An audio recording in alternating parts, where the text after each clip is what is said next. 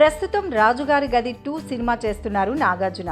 ఈ సినిమాతో king bounce back అవుతాడని ఫ్యాన్స్ ఎదురు చూస్తున్నారు. ఎందుకంటే ఓం నమో వెంకటేశాయ సినిమా అట్టర్ ఫ్లాప్ అయింది.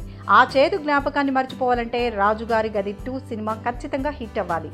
పైగా ఈ జానర్లో నాగ్ చేస్తున్న ఫస్ట్ మూవీ ఇది. అందుకే ఈ సినిమాపై ఫ్యాన్స్ చాలా హోప్స్ పెట్టుకున్నారు. కానీ అభిమానులకు ఓ బ్యాడ్ న్యూస్. రాజుగారి గది 2లో నాగార్జున చాలా లేట్గా ఎంట్రీ ఇస్తాడని తెలుస్తోంది. ఇంకా చెప్పాలంటే ఇంటర్వెల్కు కాస్త ముందే నాగ్ ఎంట్రీ ఉంటుందని టాక్. ఇదే కనుక నిజమైతే అది ఫ్యాన్స్ను డిసప్పాయింట్ చేసే వార్తే. ఎందుకంటే సినిమా ప్రారంభం కాగానే తమ స్టార్ హీరో ఎప్పుడు తెరపైకి వస్తాడా, తెరపైకి కాగితాలు విసిరి ఈలలు వేద్దామని అభిమానులు ఎదురు చూస్తుంటారు. వాళ్లను ఇంటర్వెల్ వరకు వెయిట్ చేస్తే ఖచ్చితంగా నిరాశపడతారు. అయితే ఇంటర్వెల్ నుంచి మాత్రం సినిమా మొత్తాన్ని నాగార్జున నడిపిస్తాడట. నాగ్ ఎంటర్ అయిన తర్వాత హారర్తో పాటు కామెడీ ట్రాక్ కూడా వస్తుందని తెలుస్తోంది. ఇక క్లైమాక్స్లో నాగ్ పర్ఫార్మెన్స్, టైమింగ్స్ అదుర్స్ అంట.